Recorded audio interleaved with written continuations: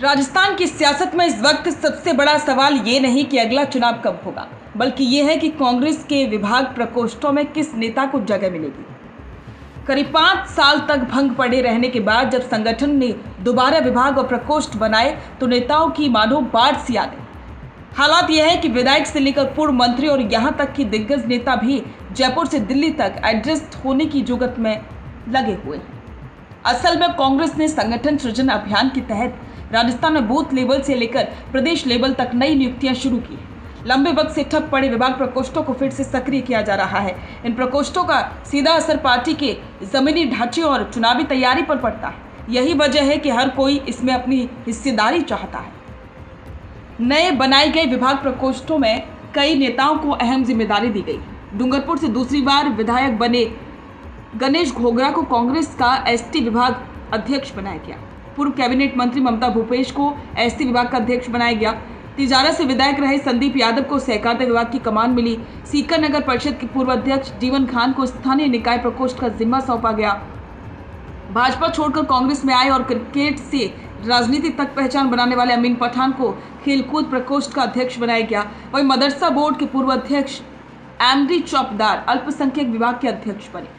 इसके अलावा भी सोशल मीडिया विभाग, आदिवासी कांग्रेस, चिकित्सा, उद्योग, व्यापार, पर्यावरण संरक्षण और शिक्षक प्रकोष्ठ जैसे करीब 18 विभागों के नए अध्यक्ष नियुक्त हो चुके हैं। दिलचस्प यह है कि अभी भी करीब 15 विभाग प्रकोष्ठ खाली हैं।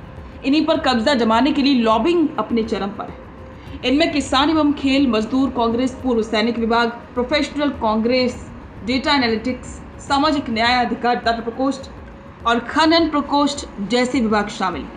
माना जा रहा है कि इनकी कुर्सियों के लिए सबसे ज्यादा खींचतान चल रही है। प्रदेश कांग्रेस अध्यक्ष गोविंद सिंह डोटासरा खुद दिल्ली रवाना हुए। वहां पार्टी हाईकमान के साथ इन नामों पर चर्चा होगी। इसके बाद फाइनल लिस्ट जारी होगी। बताया जा रहा है कि सितंबर से पहले सभी रिक्त पदों पर नियुक्ति पूरी करने का टारगेट रखा गया है। अब सवाल बड़ा यही है कि आखिर नेताओं को विभाग प्रकोष्ठ की इतनी पड़ी क्यों है। असल में इन प्रकोष्ठों का सीधा जुड़ाव समाज से अलग अलग वर्गों से होता है। जैसे किसान प्रकोष्ठ किसानों की राजनीति का चेहरा होता है।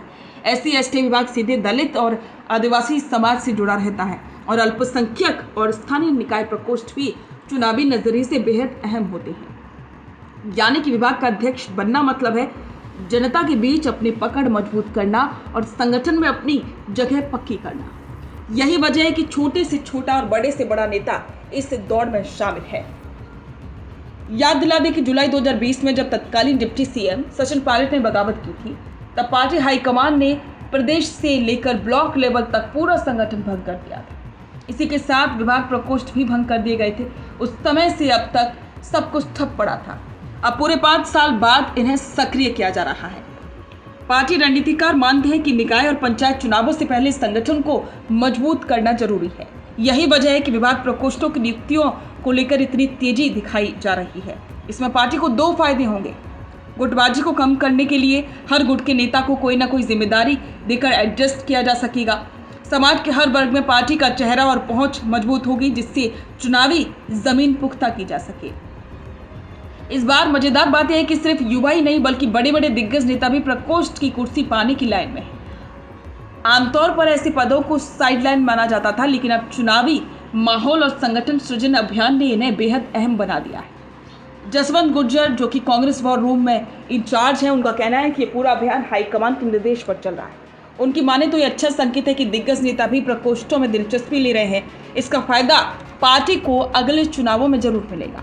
कुल मिलाकर राजस्थान कांग्रेस में इन दिनों विभाग प्रकोष्ठों को लेकर जोरदार दंगल चल रहा है। विधायक से लेकर पूर्व मंत्री तक सभी इस रेस में शामिल हैं। साफ है कि कांग्रेस ने संगठन सृजन का जो पिटारा खोला है, उसने नेताओं की धड़कनें बढ़ा दी।